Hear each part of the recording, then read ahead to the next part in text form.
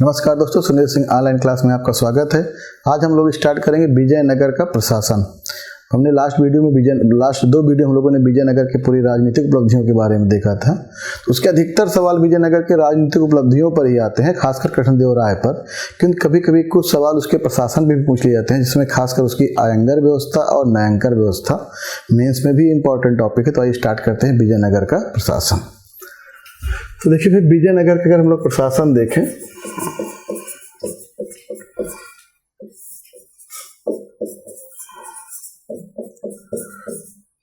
तो विजयनगर के प्रशासन में सबसे शुरुआत अगर हम लोग समझे इसको, सबसे पहले देखिए भाई केंद्र का प्रशासन। केंद्र का प्रशासन कैसा है, हम इस पर अगर बात करें देखें तो इस पर केंद्र में देखिए सबसे महत्वपूर्ण संस्था जैसे कि हमेशा रही है राजा है, उसके बाद युवराज है। इन सब के अलावा फिर कुछ परिषद हैं यहाँ पर जो नियंत्रण का काम करते हैं, हम लोग उन सब के बारे में देखेंगे। ये हम लोग केंद्र का प्रशासन देखेंगे। तो उसके आगे हम लोग देखेंगे यहाँ पर फिर केंद्र के प्रशासन में अगर हम लोग यहाँ और देखें तो सैन्य प्रशासन भी हमको दिख जाएगा, भू राजस्व प्रशासन, और उसके बाद न्याय प्रशासन। ये सारा जो हम लोग सेंटर में देखते हैं हम लोग। उसके बाद हम लोग देखेंगे विभाजन प्रांत है, प्रांत के बाद फिर देखिए भाई मंडल है, प्रांत के बाद हम लोग अगर देखें तो प्रांत के बाद वलनाडु है, इसको भी हम लोग कुट्टम कहेंगे। उसके बाद नाडु है, और फिर स्थल है, और फिर एक ग्राम है। तो ये प्रशासन का एक स्ट्रक्चर है। देखिए सबसे पहले सेंटर का प्रशासन, सेंटर के अंदर प्रांत है, प्रांत के नीचे देखेंगे तो वलनाडु है, फिर नाडु है, फिर स्थल है, और फिर ग्राम है। ये हम लोग देख रहे हैं। ये जो वलनाडु है देखिएगा, इसको आधुनिक कमिश्नरी की भांति समझिए, यानी जो आज कमिश्नरी होती है ये हो जाएगा। नाडु आधुनिक जिला है जिसको हम लोग देखते हैं, इसको हम उप जिला या आप तहसील कह सकते हैं आज के समय में, और गांव मतलब एक गांव है। इसमें भी अगर हम लोग देखें तो इन दोनों के बीच में एक शब्द आता था मेल ग्राम। ये मेल ग्राम जो है 50 गांव का समूह था, गांव का समूह। तो ये जो ग्रामीण स्तर है देखिएगा ना, यहाँ की जो प्रशासन के लिए व्यवस्था है उसे कहा जाता है आयंगर व्यवस्था। देखिए आयंगार व्यवस्था बहुत इंपॉर्टेंट है। तो और ये 12 लोगों का एक समूह है जो कि केंद्र के द्वारा नियुक्त किए जाते हैं। सोचिए 12 लोग जो है केंद्र के द्वारा नियुक्त किए जा रहे हैं। इन्हीं के समूह को आयंगर व्यवस्था समूह कहा जाता है, इस व्यवस्था को आयंगर व्यवस्था कहा जाता है। तो आपके एग्जाम का सबसे इंपॉर्टेंट सवाल कि आयंगर व्यवस्था किसकी विशेषता है, तो विजयनगर की। किस स्तर की राजनीतिक इकाई है ये, तो आपका ग्रामीण स्तर की है। इसमें 12 लोग रहेंगे, भी इनके क्या क्या अधिकार हैं, क्या क्या इनके जो है कार्य हैं, उसको हम लोग भी देखेंगे। तलाश इनका चौकीदार था, सेंटेनवा जो था वो गांव की आय व्यय की ब्यौरा रखता था। तो ये सब आपके 12 अधिकारियों के एक समूह, तो यही कहते हैं आयंगर व्यवस्था। उसी तरह प्रांतों में देखिएगा एक व्यवस्था और थी न्यायांकर व्यवस्था। न्यायांकर व्यवस्था तो ये भी बहुत इंपॉर्टेंट व्यवस्था है। इसमें नायक हैं, इक्तादारों की तरह ये नायक हैं यहाँ पर। तो ये व्यवस्था कहीं न कहीं इसके पहले जो है काकतीय साम्राज्य में चली थी, लेकिन यहाँ पर व्यवस्था बहुत बढ़ चढ़ कर आती है। और तत्कालिक समय में तो विजयनगर के लिए फायदा देते हैं, लेकिन जब विजयनगर में कमजोर शासक आते हैं तो यही व्यवस्था विजयनगर के पतन का कारण भी बनती है, न्यायांकर व्यवस्था। तो खासकर इन्हीं दोनों व्यवस्था को पढ़ने के लिए विजयनगर का प्रशासन पढ़ा जाता है। आज के बाद बड़ा सिंपल सवाल अभी तक जो आयोग पूछता है कि न्यायांकर व्यवस्था आयंगर व्यवस्था कहाँ के शासन की प्रणाली की विशेषताएं हैं, तो आंसर हो जाएगा विजयनगर। बस केवल आज तक यही पूछा गया है। लेकिन न्यायंकर अहंगर के अंदर क्या है हम लोग इसको डिटेल में देखेंगे, समझेंगे। तो ये जो न्यायंकर है प्रांत स्तर से जुड़ा हुआ है और ये जो आपका आयंगर है ये ग्रामीण स्तर के प्रशासन से जुड़ा हुआ है। ये दोनों विशेषताएं विजयनगर प्रशासन की एकदम रीढ़ हैं और इसीलिए इन दोनों के लिए विजयनगर प्रशासन को पढ़ा जाता है। तो हमको पता होना चाहिए कि क्यों हम लोग इसको पढ़ रहे हैं, क्यों ये। तो ये सबसे पहले केंद्र के प्रशासन में हम लोग स्टार्ट करते हैं। पहले नंबर पर है राजा। ये इनको पहले एक साथ पढ़ लेते हैं, फिर इन सबको अलग अलग टॉपिक ही बना के पढ़ लेंगे क्योंकि इनसे भी सवाल पूछा जाता है। तो ये सब अलग टॉपिक, सब टॉपिक बन जाएंगे। पहले केंद्र प्रांत इन सबको देखते हैं, खास करके दो व्यवस्थाएं देखते हैं। सबसे पहले स्टार्ट करते हैं हम लोग केंद्र का प्रशासन। उसमें हम लोग देखिए लिखते हैं केंद्र के शासन में राजा। तो अगर हम लोग राजा को देखें तो राजा की उपाधि अगर हम लोग देखिए तो राय, यहाँ के जो राजा हैं वो राय लिखते हैं। देखिए भाई यहाँ के जितने भी राजा हैं, ठीक है, वो राय की उपाधि धारण करते हैं, नरपति की उपाधि धारण करते हैं। ये देखिए तो यहाँ के जो राजा हैं वो राय, नरपति, वेद एवं वैदिक मार्गों के रक्षक, मार्ग के रक्षक। तो यहाँ के जो राजा हैं देखिए उपाधि धारण कर रहे हैं, राय है, नरपति है, हिंदू सुरतोड़, आपका हिंदू सुर, ठीक है, हिंदू सुर तराड़ा, ये सब उपाधियां हैं देखिए इनके राजाओं की। तो यहाँ के जो राजा हैं देखिए वो राय, नरपति, हिंदू सुर तराड़ा, वेद एवं वैदिक मार्ग के रक्षक, ऐसी उपाधियां धारण कर रहे हैं यहाँ के जो राजा हैं। ठीक है, तो आप देखते हैं हम लोग राय, नरपति, हिंदू सुर तराड़ा। देखिए ये हिंदू सुर तराड़ा, ये देखिए उपाधियां धारण कर रहे हैं। अभी जो राजा है देखिएगा इनके बारे में बता दें कि यहाँ के जो राजा हैं ये इसमें देवत्व का भी आरोपण है, देवत्व का आरोपण।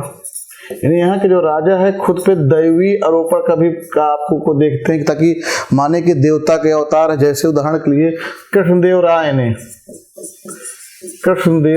ने अपना राज्याभिषेक कृष्ण जन्माष्टमी के दिन कराया। राज्याभिषेक कृष्ण जन्माष्टमी,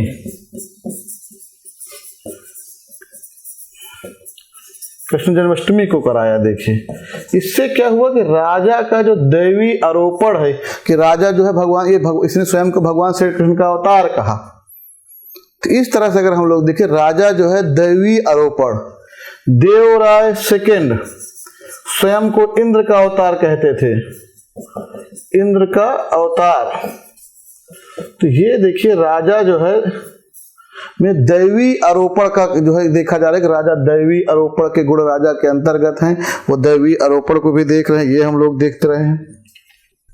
इन सब के अलावा जो राजा है देखिएगा इस समय जो राजा हैं वो स्वयं को विरूपाक्ष, हम लोगों ने पढ़ा था, के प्रतिनिधि के रूप में। आपको मैंने बताया था कि तुंगभद्रा नदी के दक्षिण की सारी जमीन किसकी है? विरूपाक्ष देवता की है। और ये विरूपाक्ष देवता जो थे वो शिव, भगवान शिव के प्रतीक थे। तो इस तरह के यहाँ के जो है तो खासकर हरिहर फर्स्ट ने, देखिएगा हरिहर फर्स्ट ने विरूपाक्ष देवता के प्रतिनिधि के रूप में आपका शासन किया। तो यहाँ के जो राजा है देखिए कि देवताओं के प्रतिनिधि के रूप में खुद में दैवी आरोप, आपका देवत्व का आरोपण कर रहे हैं, भारी भर के उपाधियां धारण कर रहे हैं।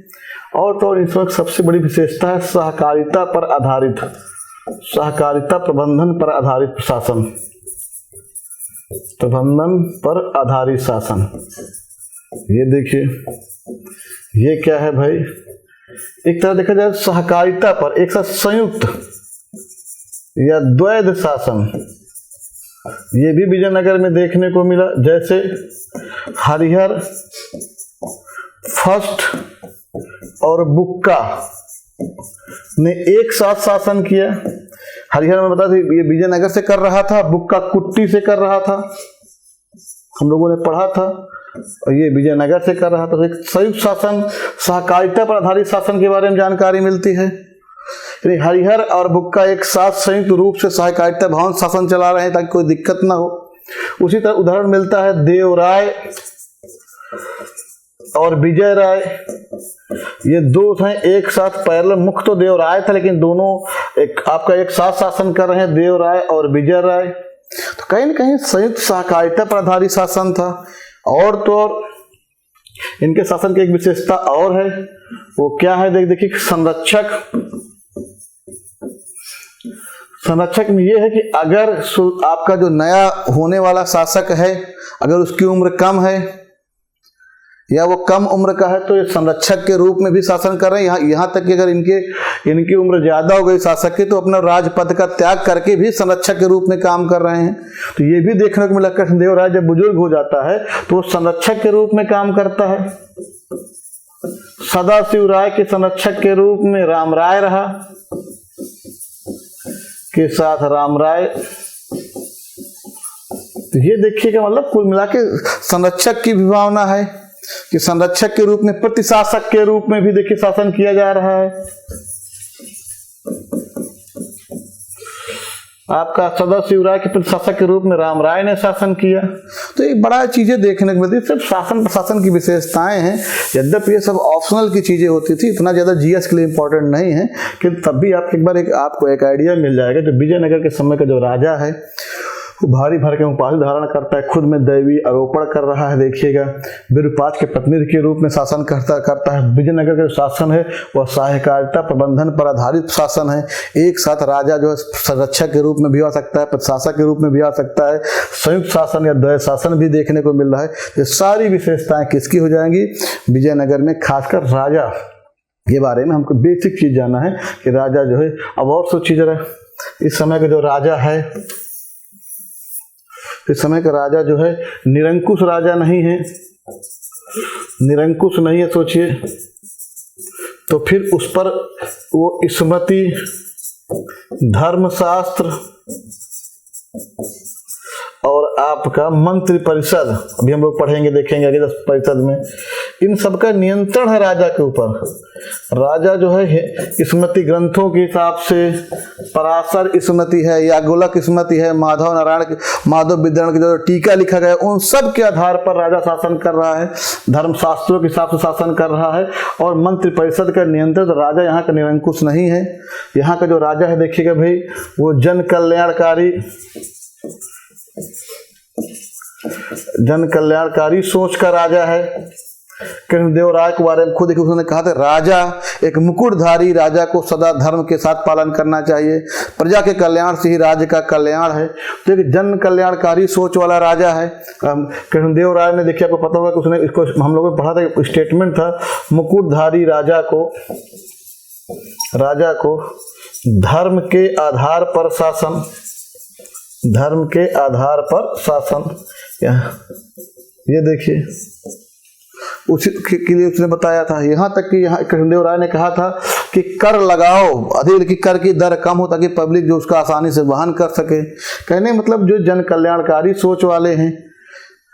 तो इस तरह हम लोग अगर देखें, इसमें प्रजा का कल्याण ही, इनका स्टेटमेंट था कृष्णदेवराय का, प्रजा का कल्याण ही राज्य का कल्याण है, प्रजा का कल्याण ही राज्य का कल्याण है, राज्य का कल्याण है।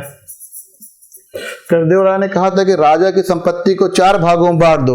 एक भाग राजा और अपने लिए धार्मिक कार्य रखेगा, 2 भाग वो सैन्य के लिए, 1 भाग जनता कल्याण के लिए रहेगा।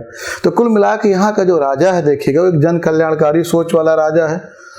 कृष्णदेवराय खुद कहते हैं कि मुकुटधारी राजा को सदा धर्म के आधार पर शासन करना चाहिए, प्रजा का कल्याण ही राज्य का कल्याण है।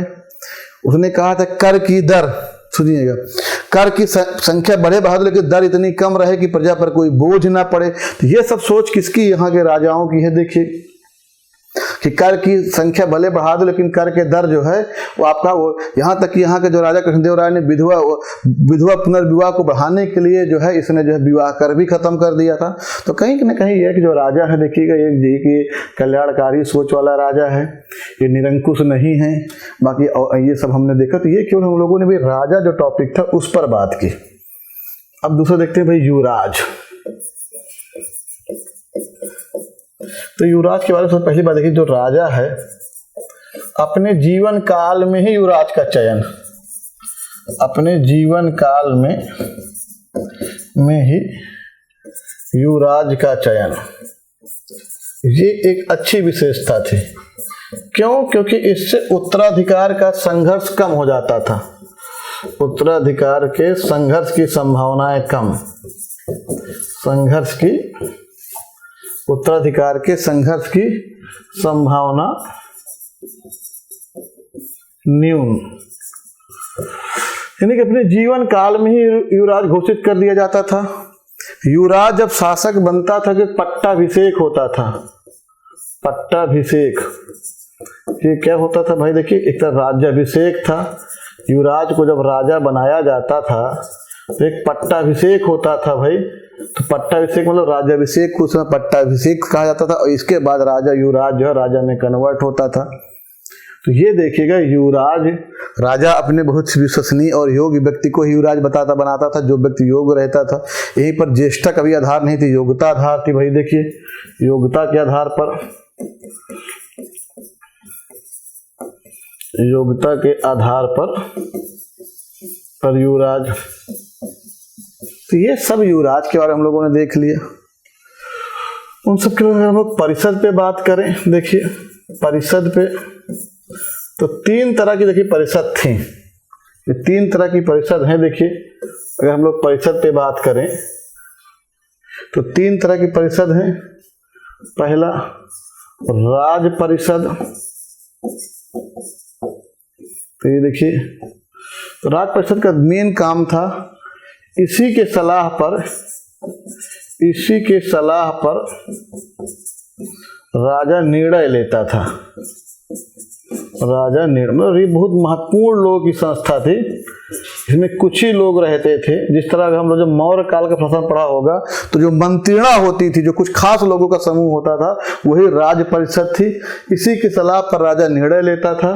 और इस राज परिषद का काम था, देखिएगा, राजा का चयन, राज्याभिषेक कराना।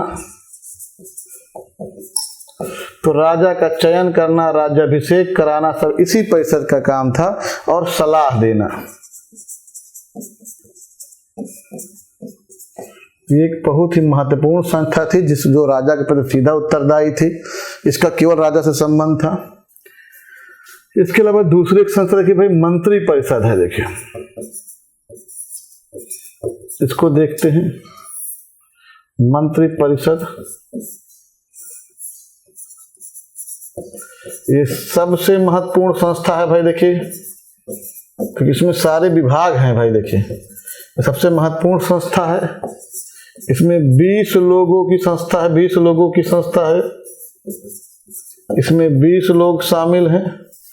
उनकी जो आयु है वो 35 से 70 वर्ष के बीच है, जो मंत्री परिषद है। तो ये सबसे महत्वपूर्ण संस्था है। देखिए, 20 लोगों की संस्था है। ये हम लोग इसको देख रहे हैं।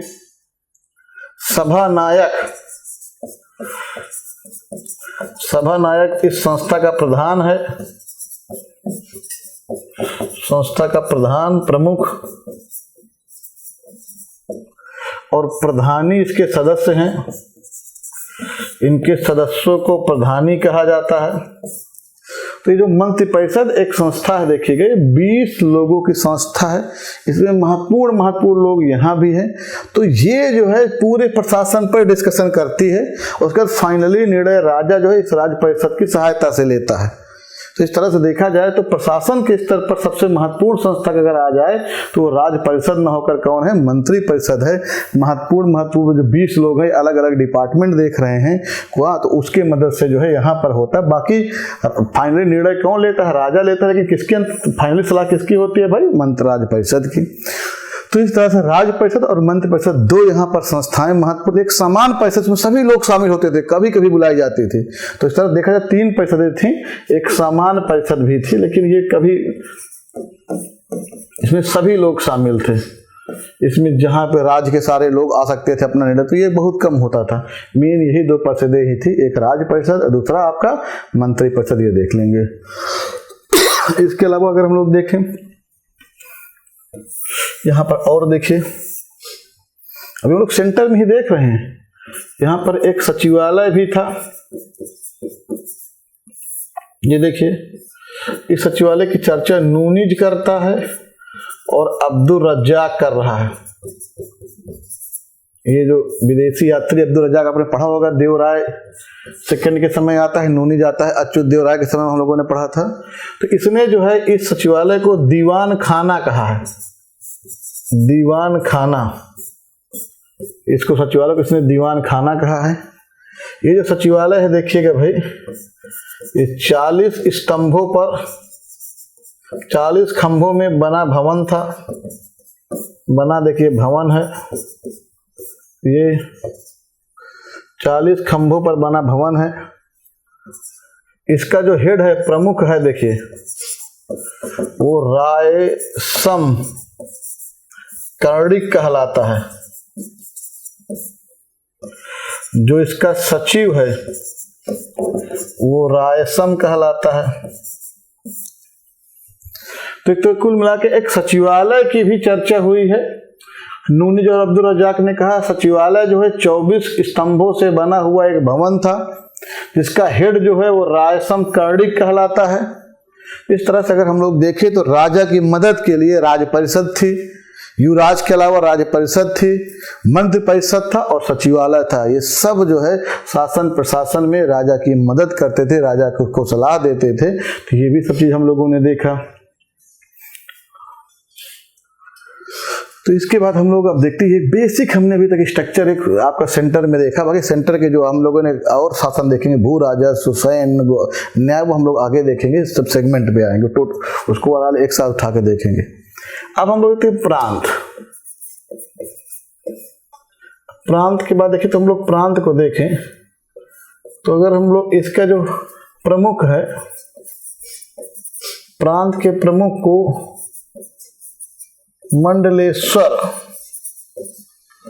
तो प्रांत के प्रमुख को देखिए कि भाई जो प्रांत का जो प्रमुख है उसको मंडलेश्वर कहा जाता है, वो मंडलेश्वर कहा जाता है और दंडनायक कहा जाता है। यानी जो प्रांत का प्रमुख होगा, प्रांतपति होगा, उसको मंडलेश्वर या दंडनायक कहा जाएगा। और प्रांत को देखिएगा भाई, इस समय मंडल या चावड़ी कहा जाता है। तो प्रांत के लिए शब्द जो यूज हुआ है वो मंडल या चावड़ी यूज हुआ है, मंडल या चावड़ी शब्द का उपयोग हुआ प्रांत के लिए। देख लीजिए भाई, राज्य भी यूज हुआ है।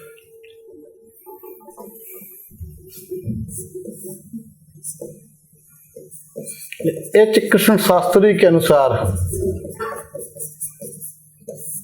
इनके अनुसार कुल जो है 6 राज्य थे विजयनगर में, 6 राज्य या 6 प्रांत थे, 6 प्रांत थे। देखिए भाई, अब जो प्रांत है, देखिए जो प्रांतपति हुआ, जो प्रांत का हेड हुआ, यानी जो मंडलेश्वर हुआ, उसको जो है आपका विशेष अधिकार था। विशेष अधिकार किस बात का? देखिए, वो दरबार लगा सकता था, राजा की तरह दरबार लगा सकता था। जो प्रांतपति है मान लीजिए, वो दरबार लगाता था, सिक्के चला सकता था, सिक्के चलाना, सेना और अधिकारी की नियुक्ति करता था वो। तो ये प्रांतपति को विशेष अधिकार है, वो दरबार लगा सकता है, देखिएगा, सेना चला सकता है, सेना की नियुक्ति कर सकता है, ये सारे अधिकार है उसको। देखिएगा भाई, कर आरोपित कर सकता है, कर का आरोपण, टैक्स लगा सकता है। तो सारे अधिकार प्रांतपति को थे। ये प्राय जो है युवराज या राज परिवार के व्यक्तियों या बहुत योग्य व्यक्तियों को प्रांत का पद दिया जाता था। तो ये कहलाएगा प्रांत का शासन। प्रांत के बाद अगली का जो मैंने बताया था वो वलनाडु थी। ये खूब पूछा जाता है एग्जाम में, वलनाडु या कोट्टम। ये था। उसके बाद देखिए भाई नाडू था, उसके बाद फिर स्थल था, उसके बाद फिर ग्राम था। तो ये नाडु पहले देख लेते हैं। ये तो वलनाडु में कुछ नहीं है, बस सबसे बड़ी इकाई प्रांत के बाद कौन है? वलनाडु या कोट्टम है। नाडु देखिएगा भाई, नाडु की संस्था को, इसकी जो संस्था है उसको नट्टार कहते थे। नाडु के जो सदस्य थे उनको नात्वार कहते थे। जो सदस्य हैं उनको नात्वार कह रहे हैं, संस्था को आपका नट्टार कह रहे हैं। और इसे नाडु पर नियंत्रण के लिए केंद्र से महादंड नायक की नियुक्ति की गई थी,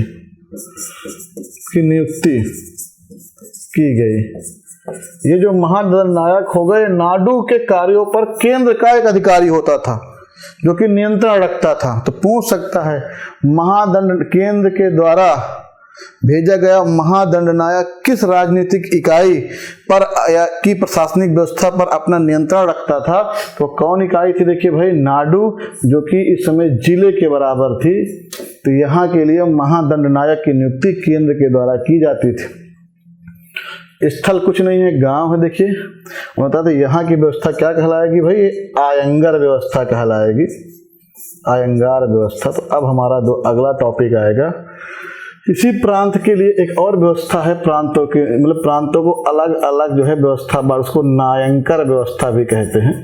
तो हम अभी यही दोनों व्यवस्थाएं पढ़ने जा रहे हैं, आपका आयंगर और नायंकर। तो बेसिक स्ट्रक्चर मैंने आपको बता दिया कि राजा केंद्र में, राजा के साथ युवराज, राजा का खुद का अपना कैसे राजा की क्या क्या सोच है, राजा कैसा है, प्रतिनिधि के रूप में भी कर रहा है, प्रशासक के रूप में भी है, संरक्षक के रूप में भी, संयुक्त शासन के रूप में, हर तरह राजा के रूप देखने को विजयनगर में मिलते हैं। राजा के लिए 3 महत्वपूर्ण संस्थाएं थी, इसमें खासकर 2 महत्वपूर्ण थी, एक राज परिषद और मंत्र परिषद, वो हम लोगों ने पढ़ा। कि प्रांत के प्रमुख को क्या कहते हैं, क्या इसको ये था प्रांत प्रति के क्या क्या अधिकार थे, वो हमने देखा। बाकी 4 छोटी इकाइयां और है, इसमें खासकर नाडु पर नियंत्रण करने के लिए केंद्र से एक महादंड नायक की नियुक्ति होती थी। और हमारे सामने 2 व्यवस्था है, नायंकर और आयंगर, हम लोग वो देखते हैं। सबसे देखिए नायंकर व्यवस्था, मोस्ट इंपॉर्टेंट व्यवस्था भाई पढ़िए। पहला यही सवाल है कि नायंकर व्यवस्था का संबंध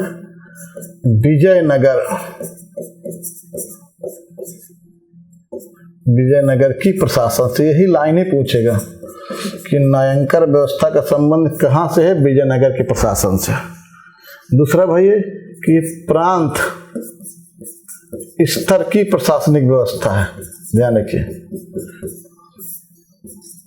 मतलब पूरे प्रांत को नायंकर में बांटा जाता था, अमर नायक में, अमरम में बांटा जाता था। अभी क्या है देखेंगे। प्रांत स्तर की प्रशासनिक व्यवस्था है, ये प्रांत के लेवल पे लागू होती थी, व्यवस्था सेंटर की नहीं थी। दूसरा देखते हैं हम लोग, सर्वप्रथम काकतीय वंश में, देखिएगा भाई काकतीय वंश में यह व्यवस्था लागू हुई थी। पूछ सकता है यह व्यवस्था लागू थी। सबसे पहले व्यवस्था काकतीय वंश में लागू थी, उसके बाद ही विजयनगर में कि प्रशासन का आधार बनी। ये हम लोग देखते हैं।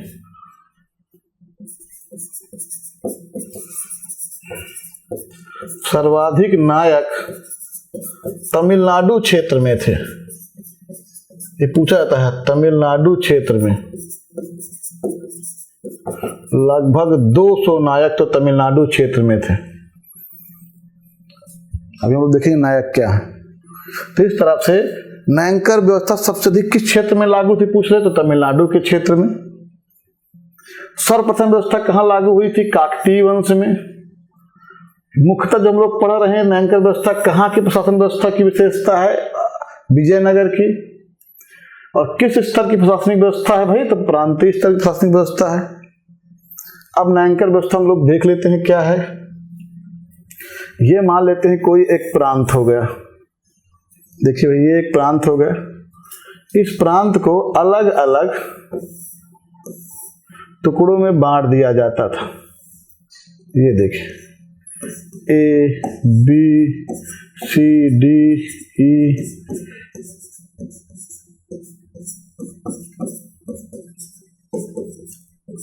ये देखिए, ये जो पूरे प्रांत को देखिएगा अलग अलग हिस्सों में बांट लिया जाता था। अब ये जो भूमि का टुकड़ा देखिए हुआ, ये देखिए ये भूमि का जो टुकड़ा हुआ, ये इस भूमि के टुकड़े को अमरम कहते थे। अमरम, अमरम जो था वो भूमि का टुकड़ा होता था, भूमि का टुकड़ा होता था, ये देखिए अमरम कहते थे। अब ये जो भूमि का टुकड़ा है देखिएगा, ये जो है नायंकर व्यवस्थाओं में, नायंकर व्यवस्था देखिएगा, ये जो भूमि का टुकड़ा है ये किसी भी सेनापति को ये भूमि का टुकड़ा दिया जाता था। किसके रूप में? वेतन के रूप में, वेतन के रूप में। सेनापति या सेवा के बदले, भी ध्यान रखिए, कोई सेनापति ही नहीं है, कोई भी जो राज्य में अपना योगदान सेवा में दे रहा है उसके बदले भी वेतन के रूप में ये अमरम नामक भूमि का टुकड़ा दिया जाता था। इसीलिए यहाँ का जो हेड होता था उसको अमर नायक कहा जाने लगा। अमर नायक, अमरम भूमि का स्वामी क्या बन गया? अमर नायक। और अमर नायक से बहुत ही इसका शार्ट में नाम पड़ गया नायक, और इसी से व्यवस्था बन गई नायंकर व्यवस्था, इसी इसका नाम पड़ गया नायंकर व्यवस्था। तो इस तरह से किसी भी सेनापति को या किसी भी प्रशासनिक अधिकारी को उसकी सेवा के बदले भूमि का जो टुकड़ा दिया जाता था उसको अमरम कहते थे, और उस भूमि के टुकड़े को धारित रखने वाले व्यक्ति को अमरनायक। इसके लिए एक शब्द और यूज हुआ है, भू सामंत, तो उसको भू सामंत या अमरनायक कहा गया है।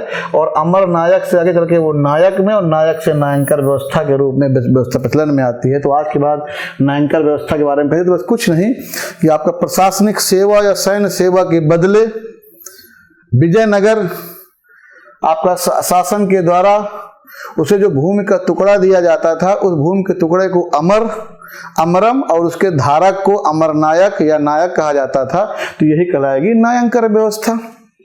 तो नायंकर व्यवस्था में सेवा के बदले भूमि के टुकड़े को धारित करने वाले व्यक्ति को, अब चूंकि अगर हमें भूमि का टुकड़ा दे दिए, देखिए वाला ये मान लेते, ये टुकड़ा इसको सी को मिल गया, ये जो भी व्यक्ति यल को मिल गया, देखिए, तो इस व्यक्ति को इस भूमि के टुकड़े से संबंधी कुछ कर्तव्य रहेंगे, कुछ अधिकार रहेंगे और कुछ उत्तरदायित्व भी रहेंगे। तो वही हम देख लेंगे, तो पूरी नायंकर व्यवस्था समझ लेंगे वो क्या है। आइए वो जी देखते हैं क्या क्या इसको मिल रहा है, क्या क्या अधिकार मिल रहे हैं, ये भी चीज देख लेते हैं।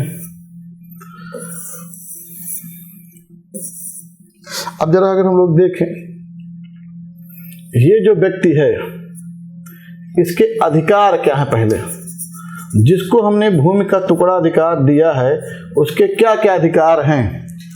ये जो सी यल व्यक्ति है देखिएगा, जिसको ये है, तो ये जो अमरनायक है ये अमरम भूमि हो जाएगी, अमरम, और इसका हेडर कहलाएगा अमरनायक। तो इसके क्या क्या अधिकार पर नंबर 1 देखिए, पहले ये जो पूरा क्षेत्र है इस क्षेत्र में शांति एवं कानून व्यवस्था, शांति एवं कानून व्यवस्था को लागू करना। देखो ये पहला अधिकार कर्तव्य दोनों हम लोग इसी पे देख रहे हैं। क्या क्या देखिए हम लोग यहाँ पर है, एक तो ये पूरा जो क्षेत्र मिला यहाँ पर ये शांति एवं कानून व्यवस्था लागू करेंगे। दूसरा देखिए क्या है, इसकी आय का, देखिए इसकी जो भी आय होगी, आय का एक निश्चित हिस्सा वो बदलता रहता था, एक निश्चित भाग केंद्र को, देखिए राज्य को, प्रांत को नहीं, केंद्र को भेजेंगे। ये सुन लीजिए, पहले समझिए पूरी बात को। इसके राज्य का एक हिस्सा किसको भेजेंगे भाई? केंद्र को भेजेंगे, सेंटर में जो राजा बैठा वो वहां जाएगा। तीसरा, ये जो अमर नायक है इस भूमि पर, देखिए अमरम अमरम भूमि पर वंशानुगत अधिकार, ये देख लीजिए, यही आगे चल के पतन का कारण बनेगी। इसके पहले जो इल्तुतमिश के द्वारा इक्तादारी व्यवस्था लागू की गई थी बड़े पैमाने पर, वहां पर भी सेम यही कॉन्सेप्ट था कि आपको भूमि का एक टुकड़ा दिया, उसको इक्ता कहेंगे, उसका हेड इक्तादार कहलाएगा। हम लोग प्रशासन में पढ़ते हैं उसको देखेंगे, उसको इक्तादार कहेंगे।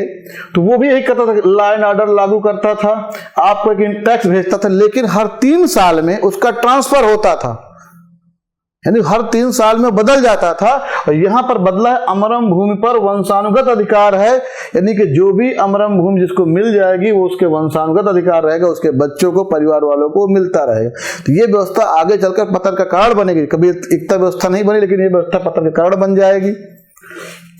इन सब के अलावा देखिए, और केंद्र के द्वारा, सुनिए, ऐसा नहीं केंद्र जो है शांत बैठा है, केंद्र के द्वारा यहां पर 2 चीजें भेजी जाएंगे, 2 अधिकारी अभी आएंगे केंद्र के द्वारा। उसके पास समझ लीजिए, ये जो अमर नायक है, ये अमरम का जो अमर नायक है, ये सेना केंद्र के लिए, अपने लिए नहीं, नाम रहेगा, अपनी भी मदद करेगा, लेकिन केंद्र के लिए सेना का गठन करना, ये केंद्र के लिए सेना का गठन भी करता है। आवश्यकता पड़ने पर जब कभी भी आपका राजा या राय को सेना चाहिए होती है तो ये अमर नायक अपनी सेना लेके पहुंच जाते थे। अब सवाल ये है कि सेना तो गठित कर दिए, लेकिन अगर सेना पर नियंत्रण भी इसी अमर नायक का रहेगा तो हो सकता है कभी अमर नायक जो है मौके पर ना पहुंचे, या अगर उसके आपका शासक से संबंध अच्छे ना रहे तो मदद करने ना आए। इसको देखते हुए एक किया, केंद्र से 2 अधिकारी, देखिए 2 लोग, हर एक अमर नायक के यहाँ पर 2 केंद्र के लोग आते थे। पहला होता था सेनापति। देखो ये जो सेना बनी है ना, इस सेनापति की नियुक्ति केंद्र करता था। ये देखो, इससे अमर नायक पर नियंत्रण हो गया कि नियुक्ति केंद्र करता था। अब सेना भले अमर नायक बनाता था, लेकिन सेनापति कौन भेजता था? केंद्र भेजता था, इसलिए सेना पर केंद्र का नियंत्रण हो गया। दूसरा, इस अमर नायक के ऊपर ध्यान रखिए, इस अमर नायक के ऊपर प्रशासनिक देखरेख के लिए स्थपति, ये एक पद आया, स्थपति की नियुक्ति। ये यद्यपि स्थानीय क्षेत्र का ही कोई व्यक्ति रहता था, लेकिन वो अमर नायक नहीं होता था, ये प्रशासन में मदद के लिए। तो इससे कहीं न कहीं जो है प्रशासन में भी हस्तक्षेप हो गया कि प्रशासन में मदद के लिए केंद्र भेज रहा। देखिए दोनों को केंद्र भेज रहा है।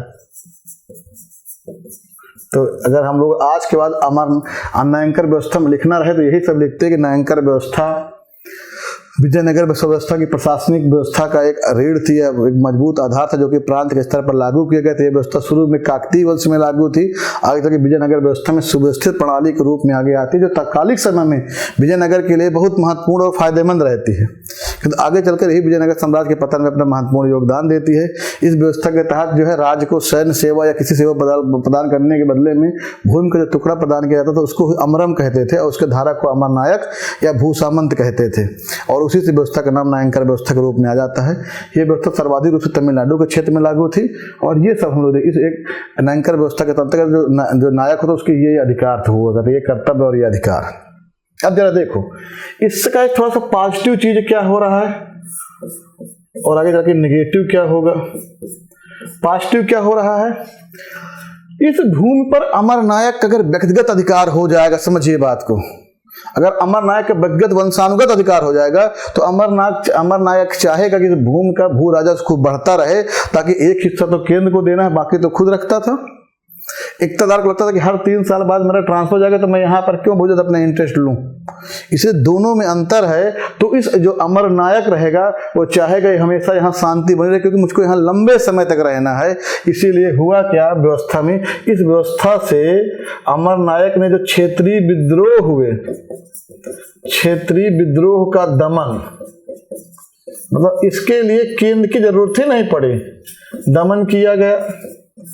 तो इसीलिए विद्रोह जब नहीं देखने के जो मिले वो अमर नायक ने खुद ही विद्रोह का दमन कर दिया, क्योंकि उसको मालूम है कि अशांति रहेगी, मुझे कर नहीं मिलेगा। दूसरा, भूमि का विस्तार, सुनिए,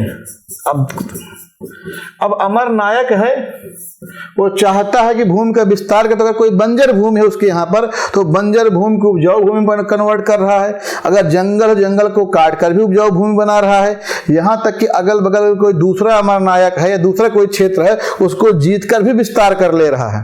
तो इस तरह से अगर हम लोग देखें उस यहाँ पर भूमि का विस्तार हुआ, बंजर भूमि से उपजाऊ भूमि, देखिए ये सब समझना है हमको। उपजाऊ भूमि, पर्वत जंगलों को आपका काट कर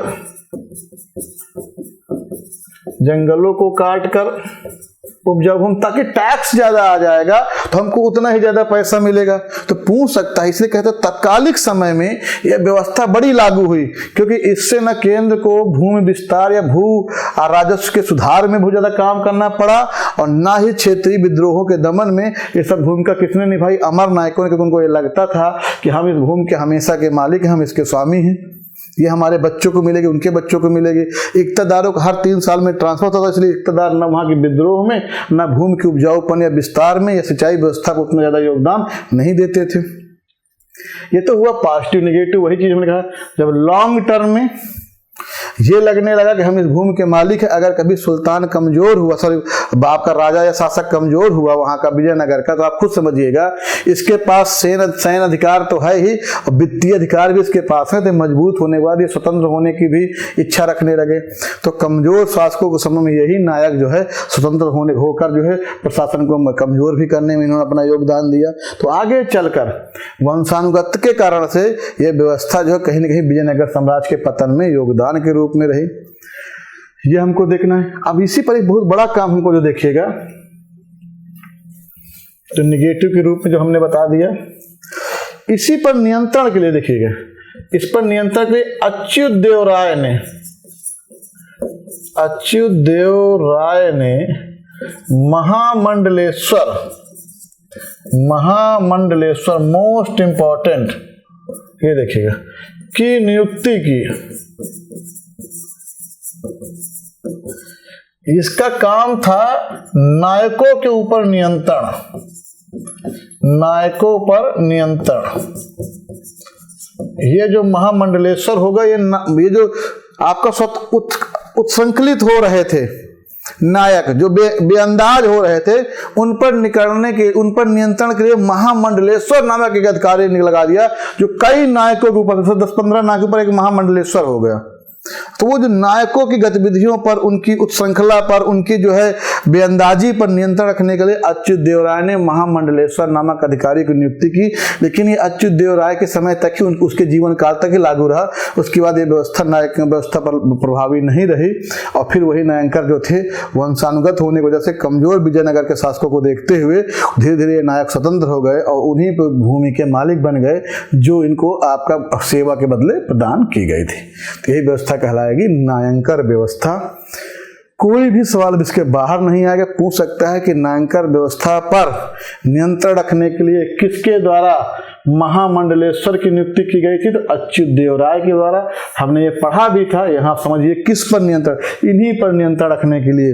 अगर ऐसा काम नहीं करते हैं, वो निश्चित रूप से आय नहीं भेज रहे हैं या सेनापति स्थपति को जो है ज्यादा आपका महत्व नहीं दे रहे हैं, अपने ढंग से नियंत्रण रख रहे हैं, तो सब जानकारी इन दोनों व्यक्तियों के द्वारा उनके ऊपर केंद्र को नियंत्रण पहुंचती थी, प्रशासन की भी और सैन्य की भी। इससे पूरी जानकारी मिलती रहती थी। तो ये व्यवस्था कहलाएगी नायंकर व्यवस्था। अब आइए देखिए आयंगर व्यवस्था।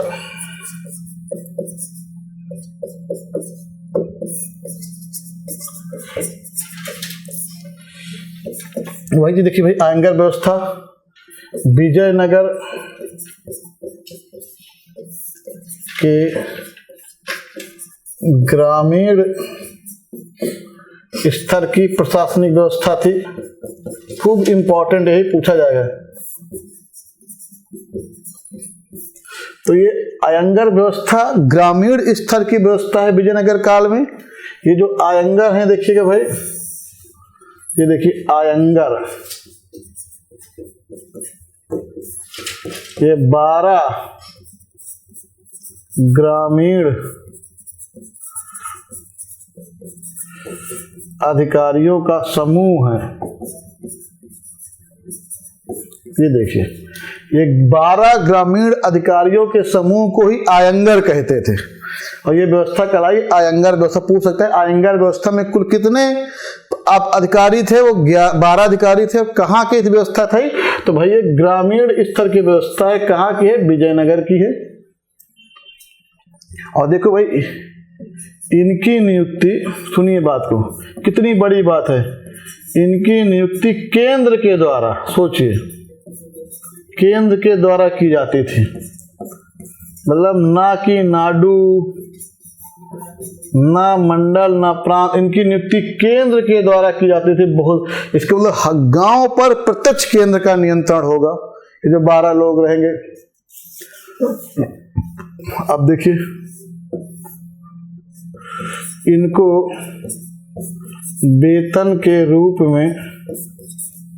में भूमि का टुकड़ा देते थे। देखिए, भूमि का टुकड़ा, इसको मानिया कहते थे। मानिया, यही मानिया भूमि कहलाती। कोई पूछे मानिया भूमि क्या है आज के बाद, तो आयंगर अधिकारियों को वेतन के रूप में भूमि का जो टुकड़ा दिया जाता था उसी को आपका मानिया भूमि कहते थी। और आपका न्यायांकर व्यवस्था में उसको अमरम भूमि कहते। दोनों में यही अंतर है। अब ये जो ग्रामीण के है, देखिए भाई, इनका मेन कार्य वही कि गांव में शांति एवं कानून व्यवस्था बनाना, ये बनाए रखना था। देखिए, बिना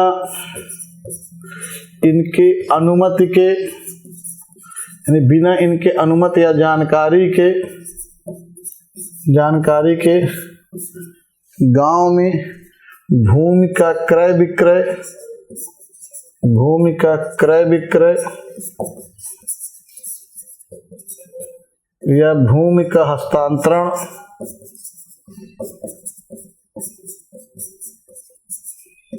तो बिना इनके अनुमति के, देखिएगा, भूमि का क्रय विक्रय नहीं हो सकता था। भूमि का जो है हस्तांतरण नहीं हो सकता था, इनके बिना अनुमति के नहीं हो सकता था। सारा देखिए,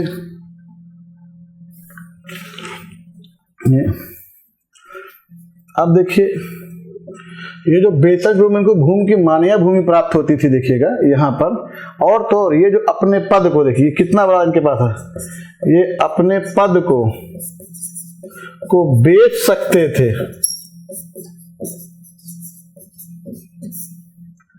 या गिरवी रख सकते थे। कितनी बड़ी बात थी, गिरवी रख सकते थे। अब इतना बड़ा आज तक कभी आपने नहीं सुना होगा कि अपने पद को, लगता था जैसे इनका कोई पद होता तलाश चौकीदार को, तो अपने पद को 4 साल के लिए भेज देते कि तुम इसको देखो। या सिंटेबुआ होता था यहाँ का, जो गांव की आय व्यय का ब्यौरा रखता था, या कर्णिक था। मतलब कुल कि अपने पद को ये बेच सकते थे या गिरवी रख सकते थे। तो ये भी देखिए इनका था। और दूसरी बात, ये इनका पद वंशानुगत पद हो गया था। वंशानुगत पद था, मतलब आपने बेचा तो बेचने के बाद आपके बच्चों को भी उसका मिलता रहेगा, जो इनकम जो आपने तय की होगी। तो इस तरह से देखा जाए तो ये आयंगर व्यवस्था केंद्र के द्वारा गांव पर प्रत्यक्ष नियंत्रण की व्यवस्था थी। इसलिए चोल के गांव और विजयनगर के गांव में यही अंतर कि चोल के गांव में ग्रामीण स्वायत्तता थी, समितियों के माध्यम से काम होता था सबको। लेकिन यहाँ पर देखिएगा, गांव की कुछ स्वायत्तता तो है, क्योंकि स्वायत्तता के ऊपर अगर देखा जाए तो कि नौकरशाही का नियंत्रण है, क्योंकि केंद्र के द्वारा भेजी गई नौकरशाही। तो यही दोनों में है, स्वायत्तता के साथ साथ देखिए यहाँ पर नियंत्रण, आपका नियंत्रण भी है। तो ये जो आयंगर व्यवस्था की बात कोई पूछे तो आयंगर व्यवस्था किस साम्राज्य की प्रणाली विशेषता थी? विजयनगर की ग्रामीण स्तर की है। आयंगर 12 ग्रामीण लोगों का एक समूह है, देखिएगा, जिनकी नियुक्ति केंद्र के द्वारा होती है। इनमें देखिए कर्णिक है जो कि अकाउंटेंट है, एक तलस, देखिएगा तलस है, एक चौकीदार है, एक सिनटेवा है। बहुत ऐसे 12 अधिकारी थे। सिनटेवा ये भी गांव की आय व्यय का ब्यौरा रखता था। ये सब ऐसे 12 लोग के अधिकारियों के एक समूह था जिनको आयंगर कहते हैं। बस यही इंपॉर्टेंट है तो ये व्यवस्था कहलाएगी अयंगर व्यवस्था। फिर आपका ये जो है विजयनगर प्रशासन की जो व्यवस्था थी ये कहलाएगी अयंगर व्यवस्था, जिसको हम लोगों ने देखा और समझा। तो ये देखिए बेसिक हमने इसको देख लिया है। अब हम लोग इसी में थोड़ा सा और अब बनेगा तो सब टॉपिक छोटे छोटे हैं। भू राजस्व व्यवस्था विजयनगर की। तो देखिए भाई भू राजस्व विभाग बहुत इंपॉर्टेंट सवाल है, पूछता है कि भू राजस्व विभाग विजयनगर में जो भू राजस्व विभाग है उसको 58वें या अथवने कहा जाता है। तो भू राजस्व विभाग को 98वें या अथनवे के नाम से जाना जाता है। मुख्य आय का स्रोत जो है भू राजस्व है। देखिए भाई ये भू राजस्व है जिसको शिष्ट कहा जाता है इस समय, शिष्ट। तो भू राजस्व को देखिए शिष्ट कहा जाता था। ये भू राजस्व की जो दर देखिए 1/6 भाग थी ये। तो भू आय का जो मुख्य स्रोत है भू राजस्व है जिसको शिष्ट कहते थे, या 1/6 भाग है। अब देखिए भाई जो भू राजस्व है ये जो 1/6 भाग भू राजस्व लिया जा रहा है, इसके पीछे कुछ बातें हैं। भूमि की गुणवत्ता, ऐसा नहीं कि नॉर्मल लिया जा रहा है, भूमि की गुणवत्ता के आधार पर, गुणवत्ता के आधार पर कर का निर्धारण, कर का निर्धारण मतलब जैसी भूमि होगी उसी के आधार पर कर का निर्धारण होगा। दूसरा, कृष्णदेव राय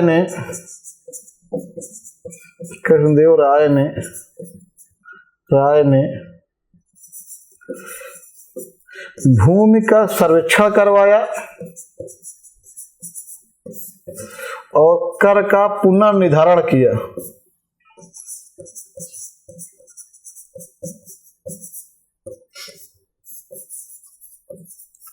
तो भूमि का संरक्षण कराया गया, देखिए सर्वेक्षण करवाया गया और कर का पुनर्निर्धारण किया गया, ये भी चीजें देखने को मिली। भूमि का जब सर्वेक्षण करवाने में एक तो देखिए भाई गंडराय, दूसरा गंडकोल, ये मापक यंत्र से जिनसे भूमि को नापा गया, भूमि मापक यंत्र, भूमि मापक इकाई। तो गंडराय और गंडकोल से भूमि को मापा गया। तो इसकी बड़ी विशेषता है कि भू राजस्व, यानी कि हम लोग इसको राजस्व भू हटा दीजिए, सब राजस्व व्यवस्था केवल बढ़ी। आपका मुख्यतः मेन स्रोत क्या है देखिएगा भाई, भू राजस्व विभाग को हम लोग 98 या 98 विभाग कहते हैं। मुख्य आय का स्रोत भू राजस्व को शिष्ट कहा जाता है जो 1/6 था। भूमि की गुणवत्ता के आधार पर कर का निर्धारण किया जाता था, भूमि का सर्वेक्षण भी होता था। कर का निर्धारण किसने किया? कृष्णदेव राय ने किया। इसके अलावा हम लोग अगर देखें तो गृह कर,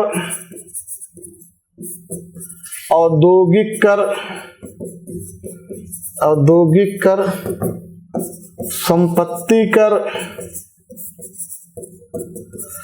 बाजार कर, पशु कर, परिवहन कर, सारे और बहुत सारे भी कर थे। वेश्याओं पर कर,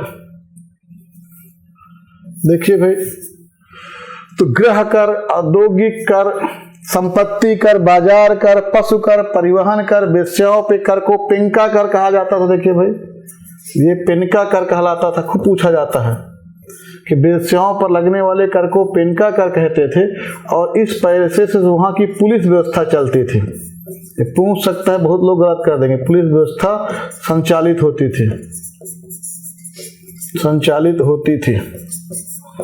थी। अब पुलिस व्यवस्था को कवलकार कहते थे, कवलकार व्यवस्था। तो आज से आप पूछ सकता है कि भू राजस्व वेश्याओं के कर से वहां की कौन सी व्यवस्था चलती थी? तो पुलिस व्यवस्था। वेश्याओं के कर को पिंका कर कहते थे, उससे जो इनकम आती थी उससे वहां की पुलिस व्यवस्था को संचालित करने में मदद मिलता था।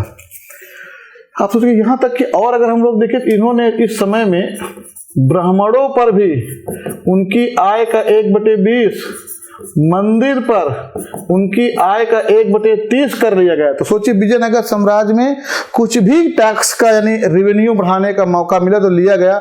ब्राह्मणों पर भी कर लिया गया, मंदिरों पर भी कर लिया गया, वेश्याओं पर कर लगा, पशुओं पे कर लगा, परिवहन कर लगा, सारे कर लगे। ये हम लोगों ने देखा। यहाँ तक कि वेश्याओं के कर से वहां की पूरी पुलिस व्यवस्था चलती थी। इसको हम लोग कावलकार व्यवस्था कहते थे और वेश्याओं के कर को हम लोग पिनका कर कहते थे। ये भी देखने को हमको मिला। इसी पर अगर हम लोग एक चीज और समझे देखें पूरी रेवेन्यू व्यवस्था पर, तो आपको बता दें कि कृष्णदेव राय ने, ये पूछ सकता है, कृष्णदेव राय ने विधवा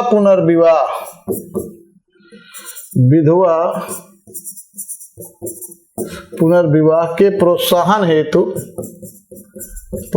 हेतु तो विवाह कर को खत्म कर दिया था। विवाह कर को खत्म। तो पूछ सकता है कि भाई किसने विवाह कर भी, इसका मतलब कृष्णदेव राय पहले तक लगता था, विवाह कर किसने खत्म किया? कृष्णदेव राय ने। क्यों खत्म किया? क्योंकि आपका विधवाओं के पुनर्विवाह को बढ़ावा मिल सके। इसी तरह से सदाशिव राय और राम राय, देखिए ये दोनों लोग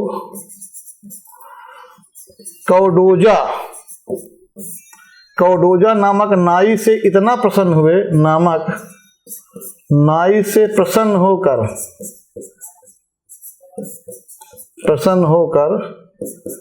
नाइयों पर कर जो था, कर को खत्म कर दिया, कर को समाप्त। खूब पूछा जाता है किस वंश में नाइयों पर कर लगता था? तो विजयनगर किसने खत्म कर दिया?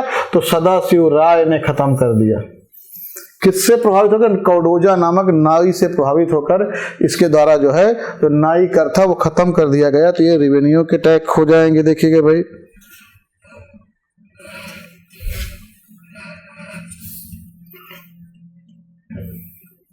तो भू राजस्व व्यवस्था हम लोगों ने देख ली, इसको राजस्व व्यवस्था पूरा पढ़ ली। इस पर भी कोई सवाल आ जाए, ये खूब पूछे जाते हैं, ये दोनों, ये और ये भी वेश्याओं पर लगने वाले कर को पिनका कर कहते थे। इससे कौन व्यवस्था चलती थी? पुलिस व्यवस्था। अगर यही 3-4 पढ़ के जाते हैं तो कोई भी सवाल रेवेन्यू में यहाँ से नहीं आए। बाकी से पहले जो मैंने बताया था 98 विभाग था, ये था, वो हो जाएगा। अब सैन्य प्रशासन देखो, सैन्य प्रशासन बस सिंपल सा है। महासेनापति, इसका जो प्रमुख है देखिएगा उसको महासेनापति कहा जाता है। इसके प्रमुख को महासेनापति कहा गया है। 2 व्यक्ति हैं देखिए, एक है निकोलो कोंटी, दूसरा अब्दुल रज्जाक ने कहा कि 11 लाख सेना थी विजयनगर में। देखिएगा निकोलो कोंटी ने कहा कि 90,000 थे। निकोलो कोंटी ने कहा 90,000 सेना है, अब्दुल रज्जाक ने कहा 11 लाख की एक बड़ी सेना थी। सेनापति के हेड को आपको हम लोग देखते महासेनापति कहते थे। सेना को यहाँ पर कंदाचार कहा जाता था। कंदाचार सैन्य व्यवस्था को कंदाचार कहा गया है। देखिए भाई, आपको पता होगा पहले क्या थे, जो घोड़े थे वो मध्य एशिया से आते थे, तो स्थल मार्ग से आते थे। अगर हम लोग देखेंगे, ये देखिए, तो ये कृष्णा नदी है, ये तुंगभद्रा है, ये नीचे विजयनगर का साम्राज्य, ऊपर बहमनी। इनकी आपस में शत्रुता थी, जिससे मध्य एशिया से आने वाले घोड़े अब बहमनी की वजह से कृष्णदेव राय को नहीं आ पा रहे थे। इसलिए कृष्णदेव राय ने पुर्तगालियों से संबंध बनाए और उनसे घोड़े लिए। तो पूछ सकता है भाई कि सवाल कि सैन्य व्यवस्था में घोड़े पुर्तगाली के सहयोग सहयोग से प्राप्त होते थे, ये मैंने बताया भी है। ये हमको देखिए तो घोड़े क्यों पुर्तगाली सहयोग से, क्यों? क्योंकि बहमनियों से इनका जो है संबंध अच्छा ना होने से मध्य एशिया के स्थलीय मार्ग से आने वाले घोड़े इनको नहीं मिल पाते थे, तो इनको मजबूरी में पुर्तगालियों के माध्यम से घोड़े इनको मंगाने पड़ते थे। इसके लिए आपको पता कृष्णदेव राय के समय में तो अल्बुकर्क ने फादर लुई को भेजा भी था इसी के लिए, भटकल दुर्ग के किले बनवाने के लिए। तो सैन्य व्यवस्था में देखेंगे इनकी सेना में केवल हिंदू ही नहीं थे, इनके सेना में मुसलमान और तुर्की भी शामिल किए गए। मुसलमान में अगर हम लोग देखें पहली बार देवराय प्रथम ने सेना में मुसलमानों को भर्ती किया, लगभग 10,000 मुसलमान भर्ती किए उसने। और घोड़े के महत्व को भी इसी ने समझा था, देवराय फर्स्ट ने। और देवराय सेकंड के द्वारा जो है पहली बार तुर्की धनुर्धरों को बड़ी मात्रा में धगे, तुर्की धनुर्धरों को लगभग 2000 तुर्की धनुर्धर शामिल किए गए, तुर्की धनुर्धर शामिल किए गए। तो सैन्य व्यवस्था हमको यही देखना है कि भाई इस समय जो है सैन्य व्यवस्था में घोड़े पुर्तगालियों पर निर्भर थे, सेना में मुसलमान और तुर्की भी शामिल थे। देवराय सेकंड के द्वारा तुर्की धनुर्धरों की बड़ी संख्या में शामिल किया गया। यदि पहली बार तुर्की धनुर्धर या मुसलमान कहा जाए तो किसने शामिल किए? देवराय फर्स्ट ने शामिल किए। इसी ने ही घोड़े के महत्व को समझा था। तो ये सब हम लोगों ने कहीं ना कहीं पिछले उसमें कुछ पढ़ा। तो ये कुछ सैन्य व्यवस्था के बारे में एक बेसिक स्ट्रक्चर था जो हम लोगों ने देख लिया। न्याय व्यवस्था में देख लेते हैं, फिर टॉपिक खत्म हो जाएगा। न्याय व्यवस्था देखिए भाई,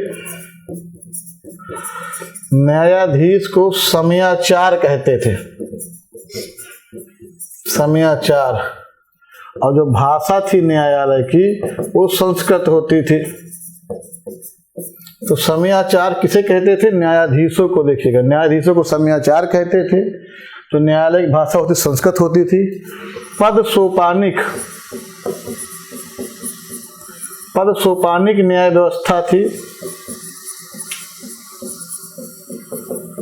सबसे बड़ा देखिए, इसको क्रम से लिख लीजिए बस होगा। शास्त्रता, मुद्रिका, चल और आपका प्रतिष्ठा।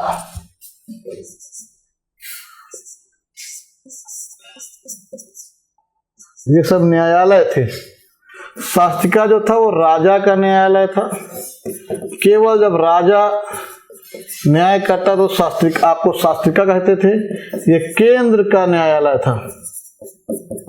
तो यहाँ पर जो न्यायाधीश होते थे वो केंद्र का न्यायालय था। केंद्र का न्यायालय था भाई। देखिए यहाँ पर केंद्र के लोग बैठते थे न्यायाधीश।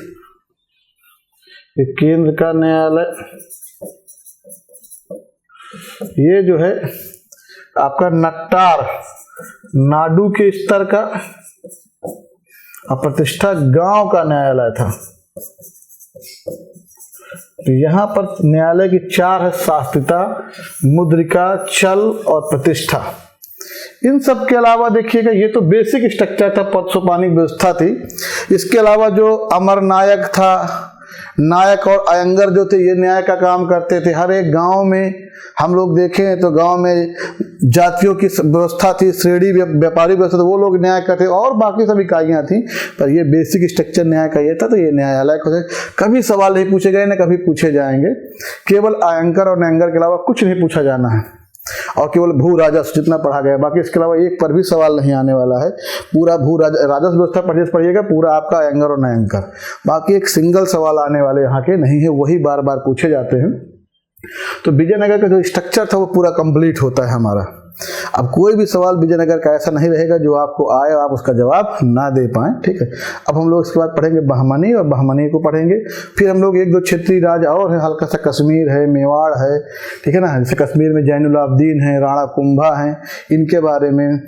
आपका जौनपुर में हुसैन शाह सरकी, इब्राहिम शाह सरकी, उनको पढ़ के मतलब 1-2 वीडियो हम लोग इनको और देख लेंगे। फिर हम लोग स्टार्ट हो जाएंगे अन्य पोर्शन पर, जिसपे हम लोग मुगल काल भी रहेगा, दिल और बाकी और टॉपिक रहेगा, हम लोग उसको पढ़ेंगे। धन्यवाद।